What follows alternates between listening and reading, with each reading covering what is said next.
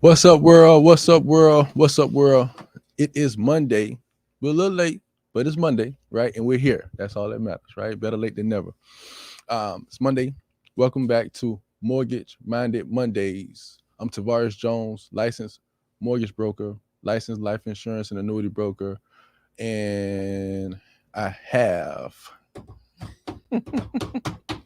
Let me tell you, you sound very powerful today. That was a very powerful What's Up World. That was a very strong drumming that you gave me. What is inspiring all of this? Um, just who Life. knows? Yeah, Life. yeah. Well, whatever it is, I love it. So, yes, I am Hyacinth Henderson of the Henderson Financial Group. We are based in sunny South Florida. We have clients all over.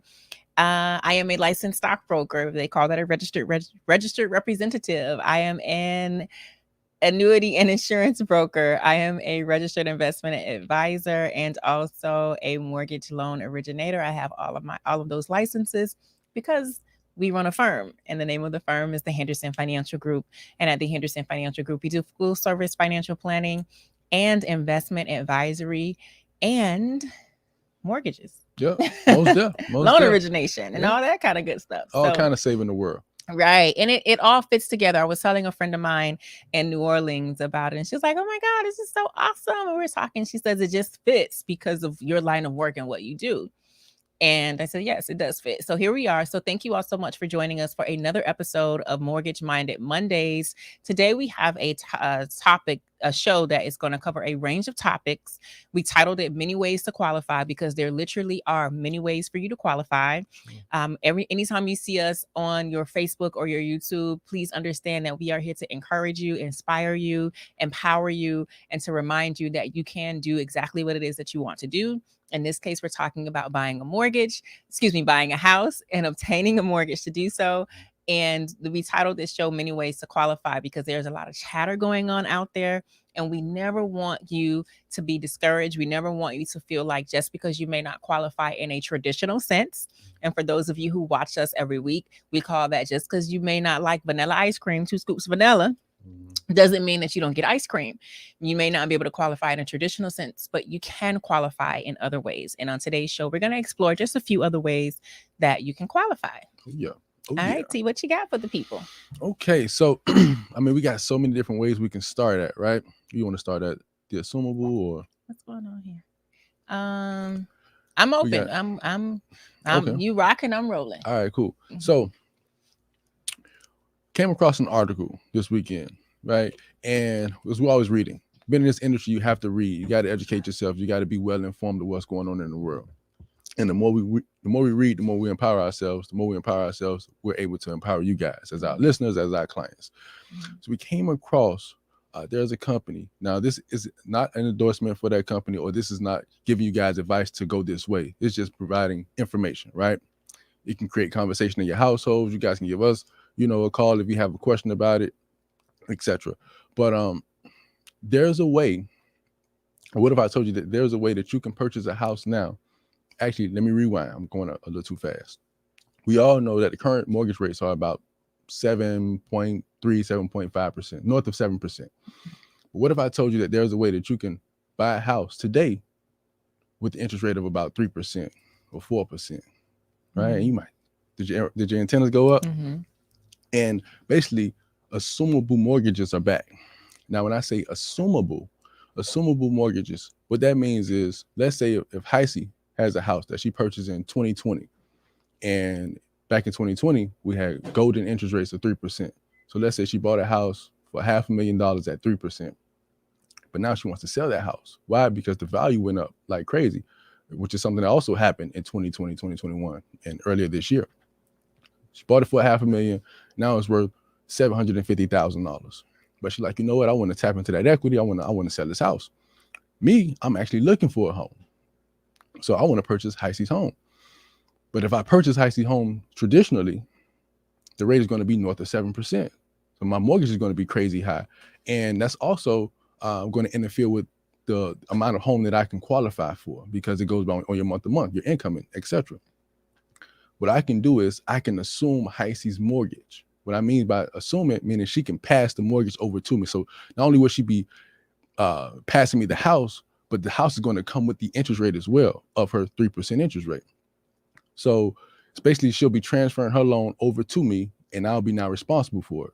Now, if I miss a payment, she'll be fully unresponsible for my actions or my doings with the bank, because that's my mortgage. I assume the house and the loan that came with it, and I take her rate, right? I get to take her 3% or her 4% rate compared to the 7% rate, and that's pretty much how it works. That's the meat and potatoes of how it works. Of course, you know, there's down payments involved, and it's, you know, sometimes some people will have to get a second lien to cover the equity, how much the house is appreciated from the time that the previous owner purchased it to the time of the second sale. And we thought it was super interesting. Yeah, it's wonderful. Let me go back. It's wonderful that you brought this to the show. Mm-hmm. Let me be clear. Mm-hmm. I don't want to, again, feel like I am endorsing any which way or the other, because everybody's situation is different. It's wonderful that you brought this to the show, because something that you stated and a lot of people don't realize is that your interest rate, the interest rate that you qualify for, is going to impact the amount of house that you can buy. Oh, yeah.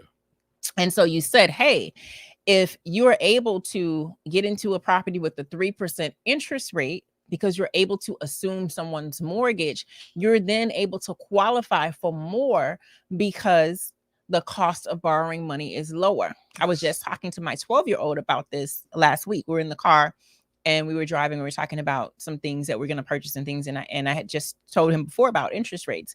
And so I said to him, I said, if I say that I'm waiting for interest rates to go down, what does that tell you? Mm-hmm, mm-hmm, mm-hmm. And he said, oh, you're waiting for the cost to borrow the money to be lower. Oh, yeah. And I said, exactly. Yeah. And I know we throw out this big word, interest rate, but an interest rate is the amount that it's going to cost you to borrow the money. Mm-hmm.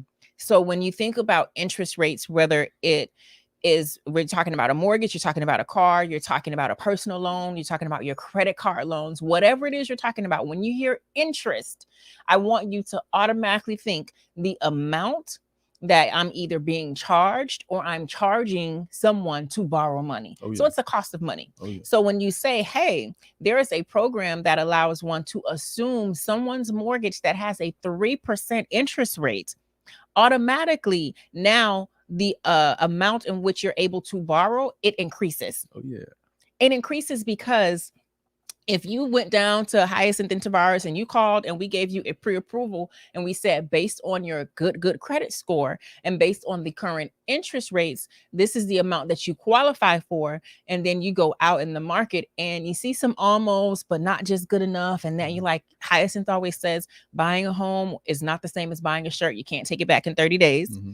I literally tell people that. So you're not settling. You're not picky, but you are precise. Mm-hmm. And then you hear about this program and you're like, wait a minute. Now, if I'm able to assume someone's mortgage at a 3% interest rate and you quoted me 7%, maybe 7.5%, does the amount of home that I am able to buy now change? Does the amount of home that I'm able to buy now put me in different neighborhoods? Does the amount of home that I am able to buy then put me in different school districts? Does the amount of home that I'm able to buy then help me to transfer wealth in a different way? Does the amount of home that I'm able to buy help me to set my children up for a brighter future? Because we are in a neighborhood with palm trees and sidewalks and A-rated schools and things like that. It's kind of like you went into your desired neighborhood mm-hmm. and the house was on sale. Instead of going into your favorite store and mm-hmm. finding your favorite pair of shoes on sale, right? Mm-hmm. Some red bottoms or some Dior's, or, you know, some of y'all like even, you know, JCPenney's, right? No shade to nobody at all, mm-hmm. right? But walking into your favorite store and getting a discount, we all love that. Imagine if you can go into your community, your desired community, yes. and say, you know what? It's a red tag on this house. Yeah. You know what I'm saying? And that's exactly what it is, because it's cheaper you're getting something larger, something nicer at a cheaper rate. Mm-hmm. Because the cost to borrow money is lower. Yeah. That's a beautiful, beautiful thing. That opens up doors. And so one might be thinking, how do I do this? How are we able to do this? And what do you mean I'm taking over the seller's mortgage? And does this mean that if I miss a payment, this affects their credit score? No. Uh-huh. So we're not doing this under the table. Everything is on the table. Yeah. It's not under the table. So this means that if you miss a payment, this is going to affect your credit score, not their credit score, because we're going to make sure all the paperwork is in place so that you are literally buying the house from them. It's not their house anymore. It's we're going to put the legal documents. You're going to sign the legal documents, the mortgage notes, and all those things to say, I am now the owner, and I am now taking over this interest rate of 3% or 4% or whatever their interest rate is, but now I'm being responsible for it. Yeah. And that's important, huh? Yeah. It's kind of like when the house is staged, right? This house is for sale and it's staged, right? They had a nice furniture in there and everything. And the first question that you ask is does the furniture come with the house? And most of the time it can, right? Before an extra fee. In this case, the interest rate comes with the house, right? So you get those dope floorings, you get the marble countertops, you get the impact windows, you get the nice neighborhood. And along with all that, right? All the visuals that you can see that looks dope, you also get the interest rate. So no, you get to lounge and call this beautiful place your property and your house, but it also feels good on a monthly basis when you're making that payment to the bank, right? And you get to save over the 30-year time frame with that low interest rate. Yeah. And so you go ahead. No, go ahead. No, I was going to say, some of you may be thinking like, who, this sounds too good to be true. Let me say this, and I don't want to be a Debbie Downer, but I do want to prepare you for what is likely to happen in the next few years, next few months to maybe a year or so. You may be thinking, if someone bought this house in 2020 and it's 2023, why would they want to sell me their house? Right? Why would they want to sell me their house and do it in a way and such that I can assume their mortgage? Well, there are a lot of things that are going on in the economy. And I know we tell you not to allow them to cast a dark shadow over you. Just because you don't allow them to cast a dark shadow over you does not mean that they're not happening. And so I want you to have your ear to the street in thinking about how you may find someone in which you can assume their mortgage. There could be someone that you know, someone that you work with, someone that you're friends with, someone that's in one of your groups, and they purchased the house back in 2020 or whatever the case may be. And because the economy has shifted, or because life has happened, they're going through times where they're like, you know what? I got to get rid of this house right now.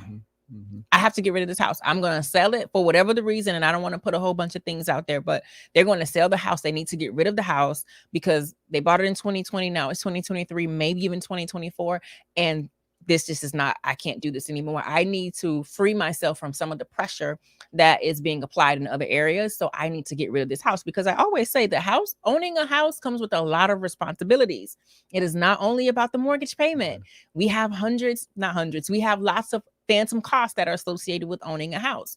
So when you know somebody or you hear of somebody, I'm telling you to put your ear to the streets that may want to sell their house.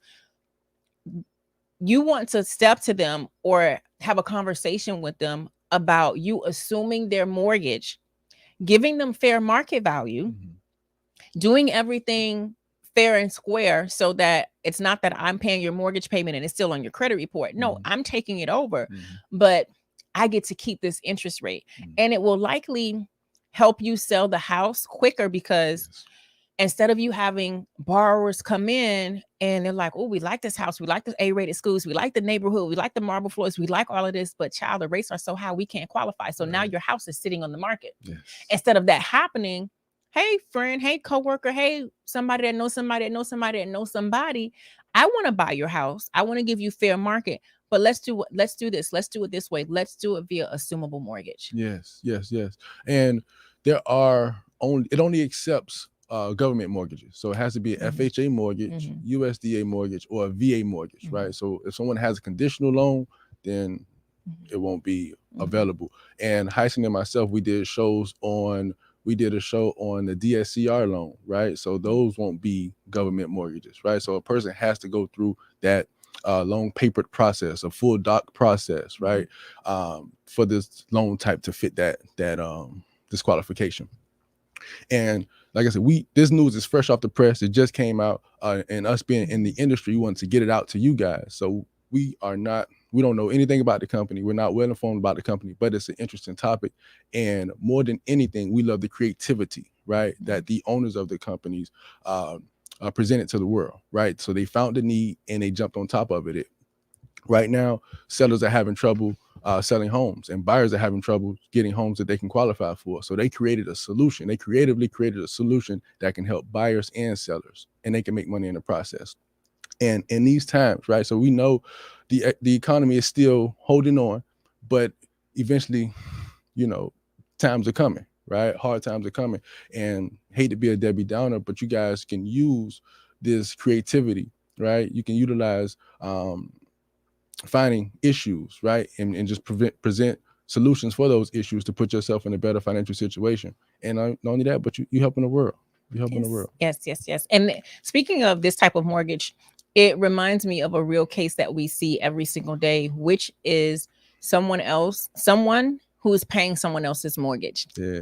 I think we talked about that a little bit last week, not on the air, but we talked about that. And so what this looks like is you are paying the mortgage for a relative, a coworker, a friend of a friend, somebody who you knew has a house and they no longer want the house anymore, and they're not able to afford the house, or maybe they just don't want the house anymore.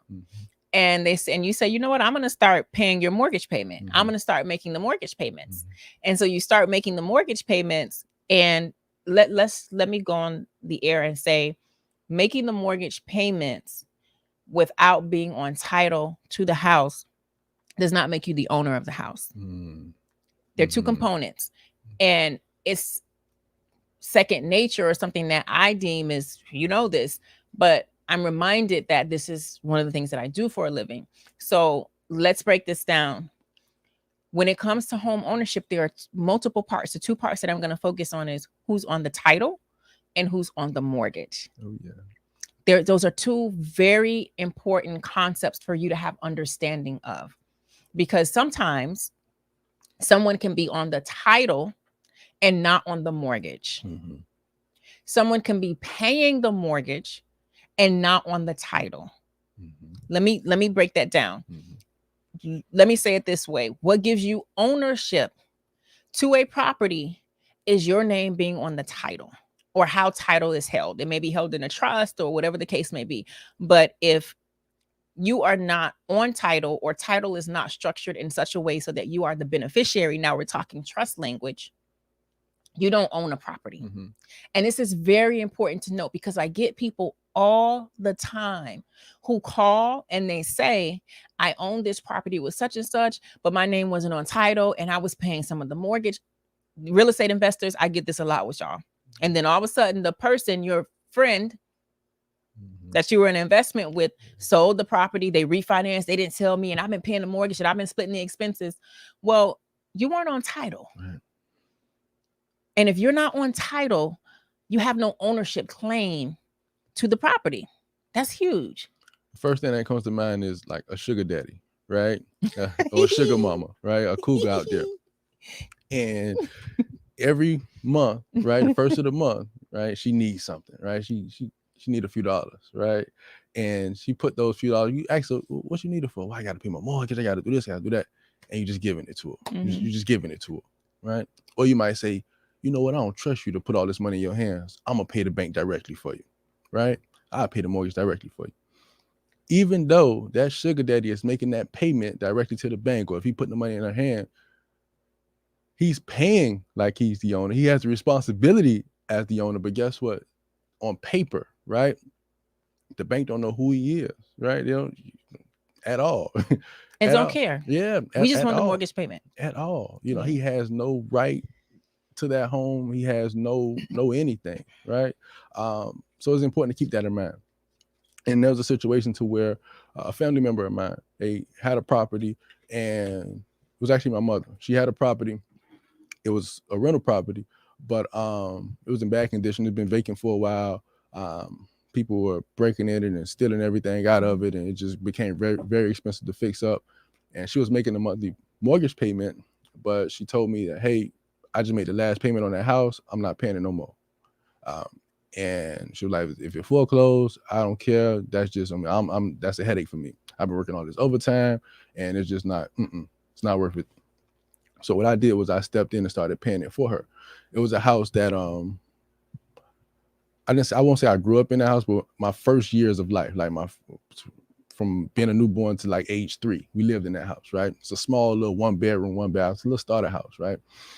So there was some sentimental value to me. So I just started paying the mortgage for it. And I paid it for maybe about a little over a year, 14 months, 15 months. And I was just like, wow, I'm making these payments, but if something happened to my mom's, then I don't have any ownership, right? And not only that, but people can flip the script, right? So my mom, she could have been saving her money for these past 15 months and say, you know what? Now I got enough money to fix this house up, so I'm gonna go ahead and fix it up and I'm gonna throw a tenant in there. She could have did that and just, I don't have any right. I can't take her to court. That's not what I want to do, but you know how people are sometimes. You know how people are. Got a hungry attorney ready to eat the cake. Right. Your mama. Right. So, so what I did was, we did a quick claim deed. So she was like, thank you. I appreciate you doing that for me. And you know what? Here you go. We did a quick claim thing, and the rest is history. The rest is history. And there's so many other people that fall in that category. Mm-hmm.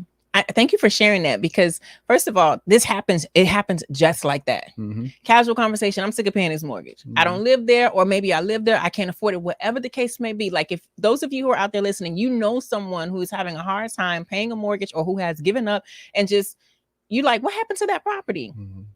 And so you step in and you start paying the mortgage. Thankfully, it worked out with you and your mom, where she was like, I'll quit claiming to you. We also get the calls where that doesn't happen. Yeah. Where the person has been paying the mortgage or paying the property taxes, paying the expenses in good faith, hoping that they're dealing with a human who's going to say, you know what? Yeah, you've been doing this. You know what? It's yours. Mm-hmm. Mm-hmm. And that doesn't always pan out that way. But we want to talk to you about using your mortgage payment history of somebody else's loan as proof of payments in a situation where you could refinance, especially if the person doesn't want the property anymore. Tavares' situation was where they paid off the loan and he quit claimed it, and so he now owns the property free and clear. But sometimes you're paying someone's mortgage and you're paying a monthly payment, and you don't have the $100,000 or $200,000 or $70,000 or whatever it is to pay them the money to buy the house from them. Mm-hmm. And so because you don't have the money to pay them outright to pay off that mortgage balance, you're paying the monthly payment in hopes that you keep paying it. And when it gets paid off, they're going to magically say, okay, now I'm going to give you title. Mm-hmm. Mm-hmm. You can qualify for a loan that says you've been paying this mortgage and you have proof, not, your word of mouth, but actually coming out of your bank statement, mm-hmm. that you've been paying this house for at least 12 months. We can either refinance you the property and into your name. And when we refinance the property, you're going to get a new loan. You're also going to be on title. Or we can do a specialized sale, whereas you already have proof of mortgage payment history. So the bank is aware, the new lender is aware that you have the capabilities of paying a mortgage. Mm-hmm. So that looks favorable. Mm-hmm. And then we do the legal documents so that you actually buy the property and you transfer title. And you may be saying, why would I do a sale versus a refinance? It's a case-by-case situation. Mm-hmm. Sometimes sales, the interest rates, when you're talking about interest rates and annual percentage rates, when you're talking about purchasing a property, is lower than refinancing a property. Mm-hmm. The point of this conversation is to let you know that we understand that everyone's situation is not 2 scoops of vanilla on a cone. Mm-hmm. There are some interesting situations out here. It's called everyday real life. Mm-hmm. And because there are real life situations out here, we want you to understand that there are ways that you can qualify to get the loan, and more importantly, I think, to get the property in your name. Oh yeah, and that's right. That's the important part, because there's so much value in property and ownership. And I was just having a debate with a friend yesterday that was telling me, owning an apartment or renting an apartment or renting right now is a lot more favorable than owning property. And some people feel like that, but at the same time, you want to own something, right? Whether you own a rental property, whether you own your primary residence, you want to own it because there's so much value in real estate. That's like the number one way to create wealth for yourself. To become a millionaire is investing in property. And not only that, but tax laws favor real estate owners and business owners. So by you knowing that, you want to get on that side. Even if you may be W-2, you may have a 9-to-5, which is no harm, no foul, right? Super dope. However you get your money, do your thing. Mm-hmm. But you want to be able to create some tax advantages for yourself. You don't want to get spanked hard for the rest of your life. You want to, say, okay, well, Uncle Sam, you might be, sticking it to me on my W-2 tax-wise, but it's my turn to stick it to you because I got this property. right? So I'm gonna stick it. We sticking each other, right? Some of y'all got children, you know, so sticking each other ain't bad all the time. You know, it's an equal swap. It's an equal it's an equal swap. Okay. So utilizing creative ways to get into property ownership. Because once you have this property ownership, it's more than just saying, "Oh, I own that." Right? You get to you can make money off of it by renting it out to a tenant. You have access to the accumulation, right? To the growth of value. So you bought it in at 300. Over time, now it's worth 400 or 500, right? You have access to that growth. You could tap into that growth and, you know, use that money to purchase another property. Then also you got the tax benefits. So, and you can pass it down as well, right? So you can utilize this property. If you have a child, you have 2 children. I had a conversation with my cousin maybe about 2 weeks ago, who just purchased his first property, but he has 3 children. So I told him that, hey man, it'd be dope if you can buy 2 more properties and just leave those. And that way you have a property for each one of your children, right? So you're setting them apart from their peers as they grow up, and they're, you know, they get 18 and 21 years old, and, you know, their friends may be like, you know, man, I want to go buy a house, or I want, you know, I got to save for my down payment. I'm not able to go out of town. I'm not able to travel because I'm saving for a down payment on my first house. But his children will be ahead of the game because they are like, you know what, I already got my first house, you know. And then not only that, my dad bought it 30 years ago, so it's free and clear. So not only do I have a house, but I got, you know, $500,000 worth of equity in this house, no mortgage, no nothing. It just sets you apart tremendously. I love that you gave that advice to your friend. I love it, especially because Tavares doesn't have any children. For you single ladies that have something going for yourself, right? That's heavy on that, have something going for yourself. Tavares doesn't have any children. So I love that you gave that great advice to your friend with children. When I buy land, I buy it in 2s for my 2 children, right? I always buy it in 2s. It's like, okay, right now it's held this way, title. But if you keep having some sense, one for you, right? And so it really is a great gift when I think back about all the things that you have to buy your children, and then all the things that you can choose on what you buy your children. You know, mine, no, I'm not buying you the silly stuff, but we got some assets. I'm gonna buy them 2s because I got 2 of y'all. So great advice. And the advice for those of you who have children listening, think about that. Consider that it can be done. It can certainly be done. Going back to you talking about real estate being a great way to not only build, but transfer wealth. Y'all know that I love real estate. Also thinking about when I gave the example of you assuming a low interest rate, now you get access to certain neighborhoods and certain schools because of where you live. Listen. That's a big one. Listen. That's huge. I don't care what kind of car you drive. I don't care what labels you wear. Show me where you live. Let me know where you live. Because then I'm going to be able to tell where your priorities are. I'm going to be able to tell your mindset and your thinking. And this is very, very important, especially for those of you who have children. Those of you who don't have children, it matters too. But right now I'm talking to the people who have children, because you know, your environment dictates a whole lot of your evolutionary process. Sometimes people don't even understand that you're stagnant and you are where you are because you just didn't know. And you just didn't know because when you walk outside, this is all you see. So when you get in a new environment, when you move into a neighborhood or to places where there are better schools, better education, better transportation, all these different things, not only are you owning real estate, but you're planting a seed in the generational wealth for not right now, but for in the future as well. Yes. Yeah. Let me see if I can remember that saying. Where you live determines where your children go to school. Where your children go to school determines your children's higher education. Your children's higher education determines their lifetime income. Your children's lifetime income determines where your children live. Where your children live determines where your grandchildren go to school. Where your grandchildren go to school determines the quality of your children's education. That's right. The quality, and you see how that domino effect of things that really matter, right? Things that really matter. I think his name was George Wallace. I forgot his name. I got that from like years ago, maybe like 15, 20 years ago. I heard him say that, and it just stuck to me. So yeah, where you live, it definitely matters. It definitely matters, especially when you have children. For those that may be single, you may be able to sacrifice a little bit on the front end and say, you know what, I'm gonna live over here temporarily to save some money. And that way, when I do have a family, that's when I do get married, that's when I do have kids, I got the bread to move around how I want to move around. Some people do it like that.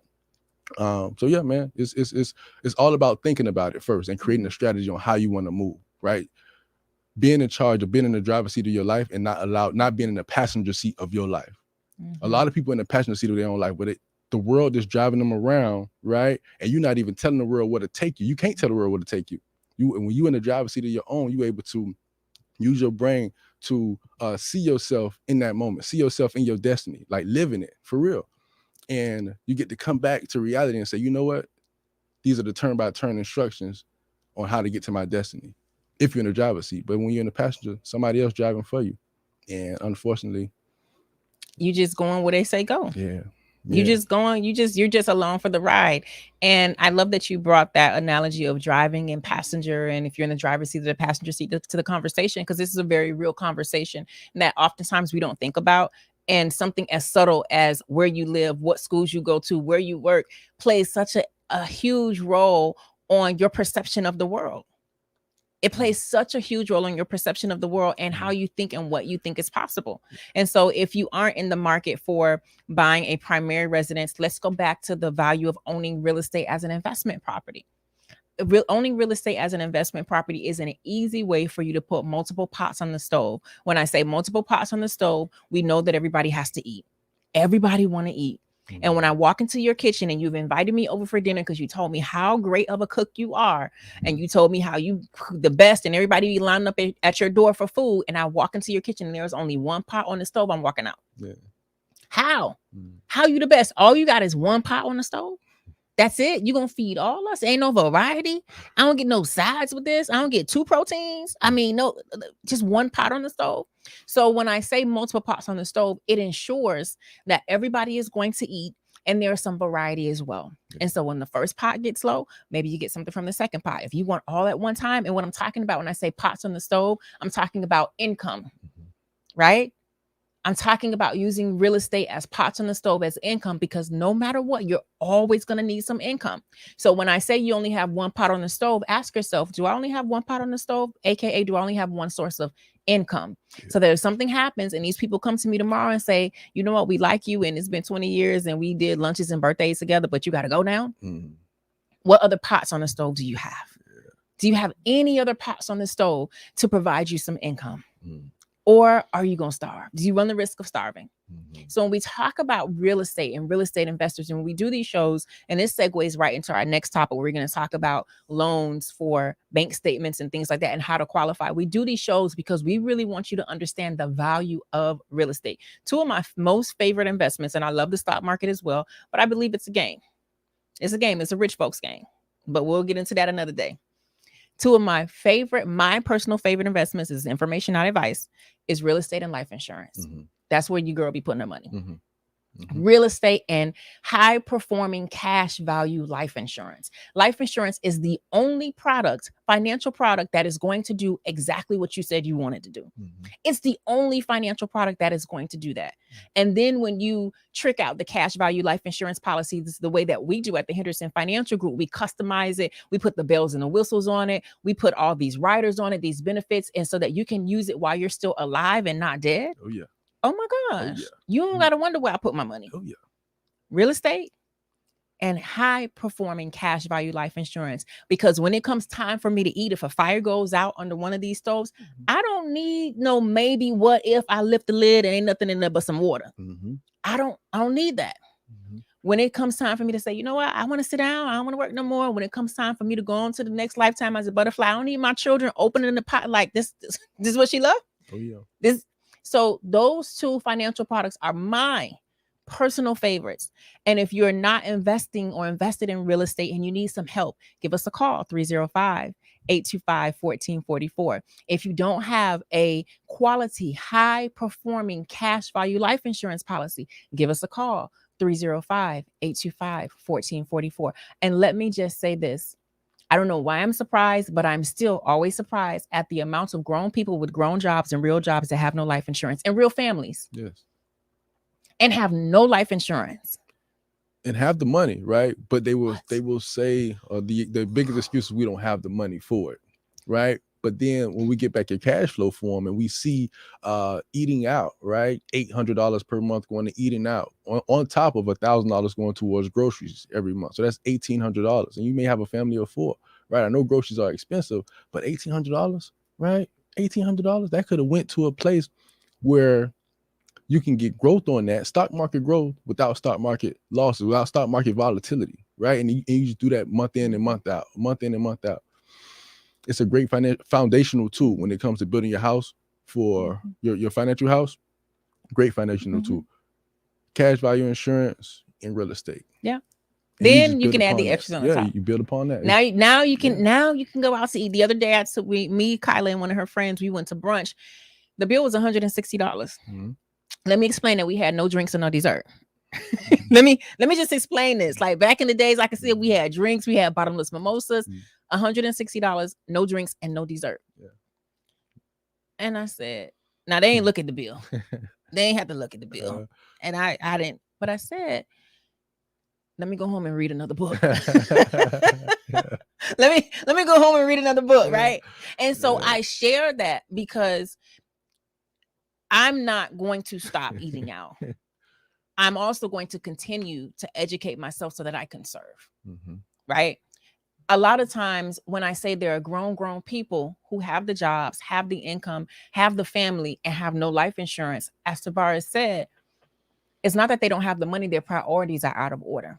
So you're doing all of these things such as eating out and traveling. The same people who tell me that they can't afford any life insurance, they taking exotic trips. They going to places I ain't never been. Yeah. Buying exotic shoes and exotic handbags, driving exotic cars, right? Yeah.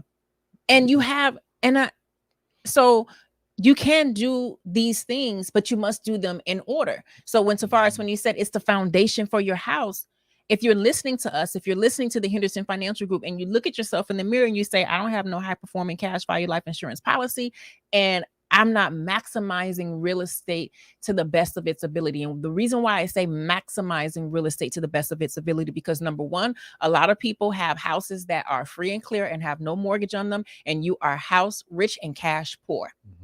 Yes, you own real estate, but you are not maximizing it to the best of your ability. That's one way. Another thing is people have these houses that they can barely afford. So you have your dream house. I got to sit up for this. You have your dream house, but you cannot go out to eat and spend $160 on brunch for 3 people with no drinks and no dessert, because every dollar and dime for you got to go to your mortgage payment. Instead of you saying, hold on, let me back out of this. Let me pull some equity out. Let me refinance. Let me sell this. Let me do whatever I need to do so that I am not just working to pay this high behind mortgage and I don't have any other investments. I don't have any other pots on the stove. Yeah, I got a nice house. Yeah, I have a nice car. Yes, you see the vacation pics, but when you take the lid off the pot on the stove, it ain't nothing in there but air. Ain't even no water in there. It ain't even no salt water boiling. It ain't nothing in there but air. So when we're talking to you and we're talking to you about mortgages and investing and real estate and insurance and stuff like this, we see it every day. Yeah. And a lot of things, I'm glad you touched base on that, right? So in 2020, when the pandemic came, everybody was talking about this sickness, right? People dying from it, yada, yada, yada. There's an epidemic going on, not a pandemic. There's an epidemic going on right now, and it's called retirement savings. People are retiring with not enough money to live off of, right? Now, these same people that are retiring, they have more equity in their house than they have saved for retirement, right? So you may be listening to us now and saying, well, that don't really fit my I'm cool, right? So I can go to work, I can pay my bills, and I'm cool with that.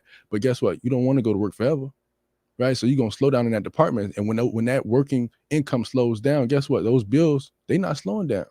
So you got to think about your future self, right? And it's good to make sacrifices today for yourself 20 years from now, 30 years from now, right? And you don't want to we're giving you guys the tools to avoid being in that situation of having low retirement savings and wanting to retire. Right now, a lot of people want to retire. People want to retire at age 40, 45, 50. That's early, right? Because retirement age is what, 62, 65, 67. But people are like, nah, I want to work that long. And that's cool if you have the savings. If you got the savings, salute 1,000%. Or if you have a plan, salute 1,000. You have the income. If you have a slew of real estate, right? And then you're just paying you every month. You got, 10 doors and you profiting, $1,000 a month, or $800 per month from each door. Salute. That's dope. That's super dope. But oftentimes it's not set up that way. Mhm. No. Yeah. And the thing is, and we're gonna move on, but people don't want to work. I want to retire, but they haven't put in the work. Yeah. Before you can sit under the umbrella with the drink with the umbrella, you got to put in some work. Most You got to have on your boots first before you can put on your thong sandals. Yeah. That's just how it works. Yeah. I would say unless you win the lotto, but statistics have shown that lottery winners go broke within X amount of period of time because they didn't put in the work. So it's not even about, unless you win the lotto, unless you get a large inheritance, if you don't actually put in the work, because see, what happens is when you put in the work, you start to develop when you put in the work. You actually put in the work and you learn some valuable skills that are going to help you for the season that you want to be in, that you want to jump towards. But if you don't put in the work, and you just say, I'm going to retire anyway because my friends are retiring or whatever the case may be, or this is what I want to do, and you haven't put in the work, it won't be long for you to go back to work. I'm not telling you what I think. I'm telling you what I know, what we see every day. Let's really quickly talk about bank statement loans and 1099 breakdown. Now, I see you got some highlights. I'm going to let you lead with this, and I'm going to just pop in. Okay, cool. So I don't know how many, 2 shows ago, right? So last show was a clean file, how to have a clean file. One show before that, we spoke about the DSCR loan, right? The debt service coverage ratio loan, which is for rental properties, right? If you guys didn't catch that, go back, check it out. Super dope. It tells you how to creatively purchase a home, creatively purchase a rental property. Today, we got something similar, but it's slightly different. This is going to be a bank statement loan / 1099. So you can either use your bank statements or 1099s. It's for business owners only, though. Have to be a business owner, have to be an entrepreneur, have to have 1099 income. You have to at least own at least 25% of a business to do so to qualify. Now, the DSCR loan that we spoke about 2 weeks ago was for rental property. This one is going to be for primary residences or rental properties, right? So you have your choice. You can utilize both of them, or you can purchase both of them. There's some stipulations though. There's some qualifications. Works kind of similar to the DSCR loan, but there's some slight differences here and there. So this is also a low documentation loan. So they don't care about your tax returns. They don't care about your, they do care about your income. This is an income-based loan, but your tax returns and your debt to income ratio, it can be, you can dance around that a little bit creatively as well with this loan type, which we love. Here's another dose of creativity, right? We spoke about the assumptions. We spoke about the DSCR, and now we have bank statement loans. So I'm loving how lenders are using creativity to say, hey, you know what? Though these problems exist, it's raining outside. How can we create an umbrella? How can we create a raincoat? How can we create some type of shelter for people in these stormy times? And you got the bank statement loan here. So, like I said, you got to be self-employed for at least 2 years. At least 2 years. 1099 income. You have to, of course, present your 1099. Either 2 years. 2 years of 1099s. Or you can either do 1 year of a 1099 as well, but you'll have to show your year-to-date income, your YTD income. Or you can go, you know what, I want to do the bank statement route. You can submit 12 months of bank statements, or you can submit 24 months of bank statements. You have the option. More creativity for you. I like this. Before you get into the weeds of it, let me just say that this is phenomenal. This is I want to almost say revolutionary. Like this is because I literally remember back in the days doing mortgages, and you had people who could not supply their tax returns. Well, let me say this. They supplied their tax returns. They were self-employed business owners. They were high wage earners, but their tax professional knew the tax code and knew that just because you make a high income does not mean that you should be paying high taxes. Right. So they were paying top of the line creme de la creme for a tax professional to create a tax plan so that they wouldn't have to pay all these taxes. But then when it came time to qualify and they gave me their tax return, I'm like, you make $20,000 a year. How you gonna buy a house? Right. And I would literally have these conversations and say, you got to pick your poison. Like, which one? You don't want to pay no taxes, or you want to buy something? What stage of life are you in? I literally had these conversations. Like, you have to plan out and say, okay, are you going to buy something next year? Then you might have to tell your tax person, you know, I'm going to need to qualify because I need my income to be XYZ so that I can qualify. And so it depended on the situation, how bad they wanted to buy something. Then some people would have to go back and amend their tax returns and then pay the back taxes. And anytime you owe back taxes, it's not just back taxes and you're good, it's back taxes plus penalties. Mm-hmm. Or some people would say, dang, I can't buy this house. I really want this house as my dream house, but since my tax returns. So right now, today, when you're talking about self-employed individuals and the ability to show your bank statements, that's huge. And a 1099. And when we say self-employed, I am not only talking about, see, people need to understand the difference between self-employed and a business owner. Mm-hmm. It's a difference. Mm-hmm. The Henderson Financial Group is a business. I am a business owner. Mm-hmm. You can be self-employed and it's just you're a sole proprietor. There's a difference. And oftentimes people don't understand that. They don't put themselves in a self-employed bucket when you're the cake lady, you're a barber, you're a coaching, you do consulting, you braid hair, you sell plates, you do all these other things. You are self-employed. You may not be a business owner, but you may be self-employed. And you may be self-employed as a sole proprietor, and you may have your money going into your bank statements because you're using Zelle and Cash App, or maybe you're taking cash and you're using the deposits every Monday at 2 p.m. You go and you deposit this cash. We're talking to you because once upon a time, you could only get 2 scoops of vanilla, meaning I've been doing lashes for the last 10 years, but nobody will qualify me because I don't have a job. I've been the cake lady for the last, but nobody will qualify me. I got a very profitable cake business. As soon as I make the announcement, the cakes don't last more than 24 hours.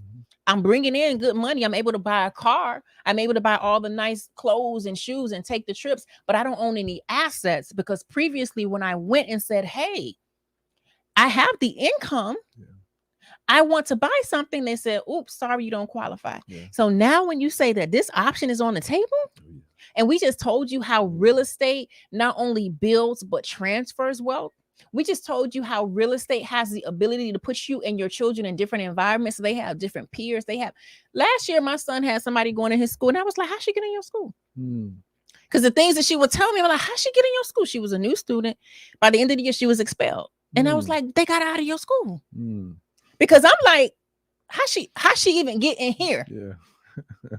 And this is, I don't really care. Oh, that's wrong. How's she get in here acting like this? Yeah. So when we talk about real estate affording you to be in different neighborhoods so that you can put your children in better schools, so that they're around different people and make different connections and have different experiences. Before, if you were self-employed, if you were the cake lady, the barber, whatever the case, a coach, a consultant, you were the everybody man, everybody woman, but you didn't have a traditional job, you couldn't get a house. This is your golden ticket. Yeah. This is a big deal. Welcome to the real estate party. Yeah. Right? It's your invitation. Yeah. And if you walk dogs, right? You got some OF models, right? What's OF models? Is that something? Don't Think tell me. OF. Maybe something. Don't, the way you look, I don't even tell me about whatever that is. Yeah. So y'all know what that is. Keep me out of that. This is your golden ticket, right? And you just need the bank statement. So just like a cash is king loan. Bank statements, and of course, a credit score. You need a dope credit score. Well, it don't have to be dope. They have some levels, right? But as long as you can show it on paper that you have it at the bank and you can go get it, right? And they what they do is they qualify your income. So they'll take a look at your bank statements in-house, right? Not us. They'll look at it in-house and they'll review your I'm gonna income. look at it too. Well, we're gonna look at it too, but they're the ones who qualify how much income is golden or that can be used for this particular loan. And they'll also look at your expenses, right? If you're in certain business types, they put a 50% expense ratio on you, right? But you may say, well, I'm in business and I don't really have 50% of my, 50% of my income don't go towards expenses, right? Like I said, you might be a dog walker. You just buy some little treats for the puppies, maybe little special leashes or whatever the case may be, and you good. Little water, it's not gonna cost you 50%. There's people in New York that make crazy money walking dogs. Crazy money. I was like, you do what? Making how much? And then also, if you a model online, it's not, your expense is not that high. This is what we doing today? Your expense is not that high. Those are the first ones that came to mind. So they what they'll do is they'll adjust your folio, and instead of charging you or placing a 50% expense ratio on your file, they'll just drop it down to the minimum, which is 15%. So that means that you keep 85% of your net income, which is super dope.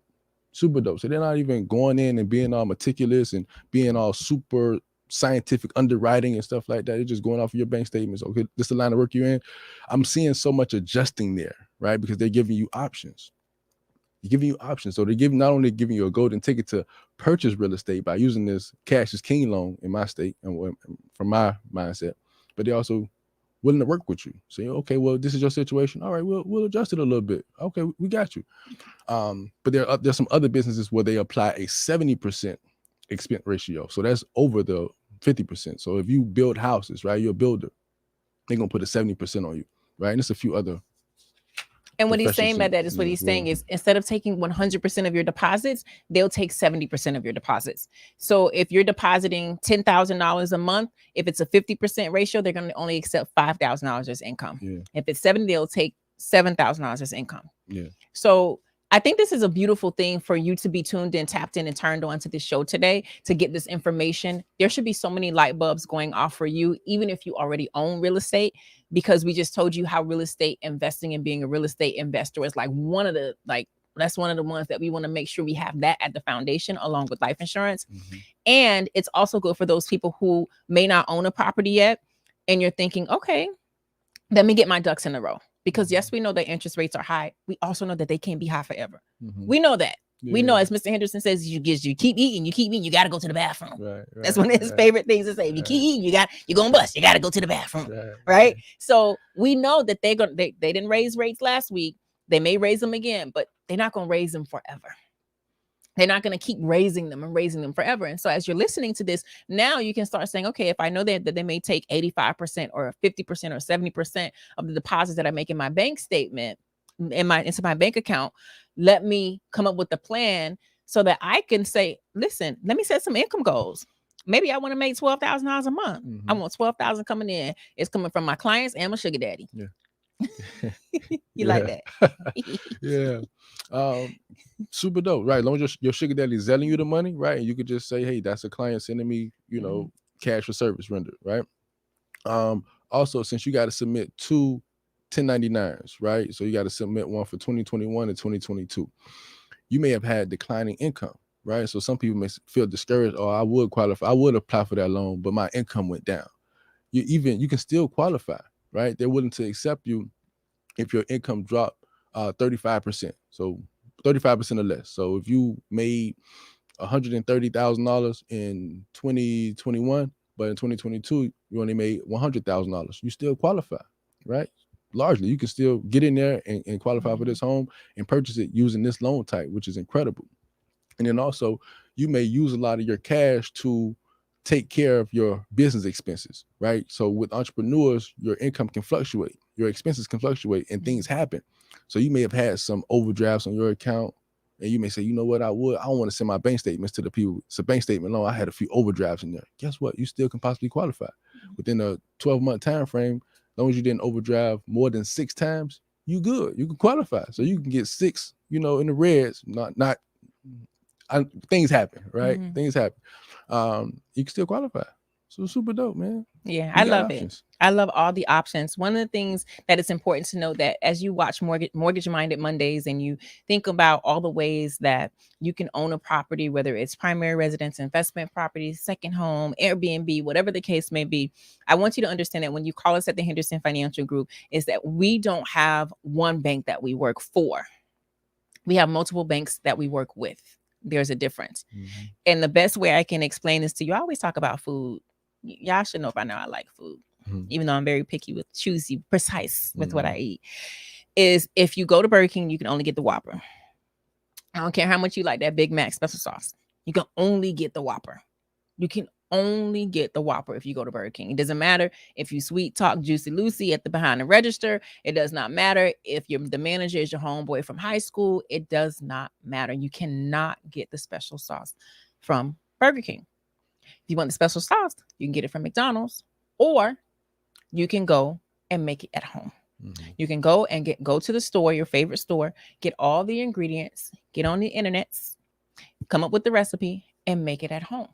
So when you think about qualifying for a loan, obtaining a mortgage, understand that when you call us here, Tavares or myself, that we are not Burger King or McDonald's. We are going to the store. And we're gonna say, I think they got some pickles in that special sauce. I think they got some mayonnaise sauce. I think they have some little ketchup. We're getting all the ingredients together so that we can create the sauce. And if I make the sauce, because I ain't giving you the jarred ketchup with all the sugar and the additives in it, we're gonna actually get some tomatoes and we're gonna make it organic, right? So what I'm saying is, when we're creating the sauce or putting your documents together to find a loan that works well for you, we're not just giving you what's available, we're not giving you trash. We're gonna do our best to make sure that we're putting together ingredients that not only satisfy your request for a loan today, but also in the future, so that when you look back, you're like, dang, I really got a good loan. Oh yeah. I'm so glad that they did my loan. Oh yeah. So when you think about qualifying, when you think about obtaining a loan, and we know that some of you have cash, you can use cash. I only pay cash for land. Other than that, nope. Because I need my money to be working for me. So when you think about qualifying for a loan and you give us a call, understand that it's not going to be drive-through. You're not pulling up, let me get a number one, extra mayo, ketchup cut in half off the broiler. That's not what we're doing. We got to ask some questions, understand your dietary restrictions, your needs. What is your ultimate goal? We got to put it together. I know they got a sesame seed bun, but baby, you ain't never had this gluten-free brioche over here. Like, all right, I digress. Yeah. and that's what it's about. So getting to know you and your overall goals, right? So it takes some time. I got a call from someone yesterday. We had an initial call, and I sent them some intake forms to fill out. So intake forms are just forms that you will have to fill out that ask you financial questions about yourself. And once they are completed, it gives me details. It paints a picture for me, right? And this person received the forms and was like, I just want you to tell me what to do with my money. I don't want to fill out the forms. Well, the forms, the information, the data, right, is going to tell me what to do with your money, right? So I know what you want to do, right? But at the same time, I don't know if you tried the stock market in the past. I don't know if you have any debts. I don't know if you own any real estate. I don't know if you have any children. I don't know if you have any insurance. And these are things that I have to ask. So that's more so on the financial planning side. But when it comes to mortgages, it's the same deal, right? So if you want to do a cash out refinance, I'm going to ask you, what's the purpose of this cash out? Like, what do you need the funds for? What's your credit score? How much do you owe on the home right now? What's the address of the property? What's the estimated value of the property? And just things of that nature. What's your income like? Did you file your taxes last year and, the year before? Just so many different questions. And the more information that you provide, the better off the relationship can be, right? The better the outcome of the circumstance. So don't be shy. We're not the police. You don't got to treat us like that. How people, especially in our community, I ain't talking to the police. We're not the police. We stay within the lines of the law. Right. I was gonna say, now you got bodies buried in the basement. Yeah, we stay within the lines of the law. But you can talk to us. Right. Yeah. It's a very important point to make. I'm glad you brought that, because people need to know that. Like, why? I just want this. The thing is, what you're saying is, when you say I want to do the pre-work, I just want to call you and tell you what I need, and I got a solution for you. Yeah. Just like that, without asking these probing questions and to find out more information. And instead of doing a discovery call, what you're saying is, you want me to care more about myself. Right. You want me to care more about myself. I'm gonna just give you something that I'm gonna get paid on, and toodaloo. Yeah. But when we actually take the time, we're actually showing that we care about you. Most definitely. Because the stuff that we do here, we get paid for it. It's not free. So we could just give you a solution and get paid and be at brunch for $160 again, right? Yeah. Or buy another piece of land. Yeah. But when we say we want to find out more, it's because we're not only focused on the now, we're focused on the future as well. All right, I think this has been long enough. You got anything else you want to add? No, that'll be all. So just keep your mind open. Yes. Creativity is out there. So if you're in the need for real estate, if you want to purchase real estate, you're tired of renting, or you tired of your friends making passive income from real estate, and you want to tap into that, give us a call. We can find a solution for you. Of course, you gotta work with us. Of course, you can't come with a 500 credit score and no money, $2 in the bank. Right. Say, hey, I want to buy a 20-unit building. Let's be realistic here. But give us a call, 305-825-1444, and we'll love to help you out with all of your financial concerns. So what's it called? The lower your credit score, the more money you're gonna need. Most definitely. That came to mind. Like if you got a 500 score instead of $2, you can give me about 200,000. I got you. Trade We off. close in 2 weeks. Trade-offs. You good? Just trade-offs. Give and take with everything. Absolutely. Mhm. All right. Thank you all so much for being here today. Today is Monday. Mr. Henderson and myself will be back on Wednesday at 12-ish for transitions. And on Saturday, Mr. Henderson and James T will be back for the Understanding Money Show. If you have not done so already, be sure to like the Henderson Financial Group Facebook page and Hyacinth Henderson YouTube page. We will see you next time. Peace.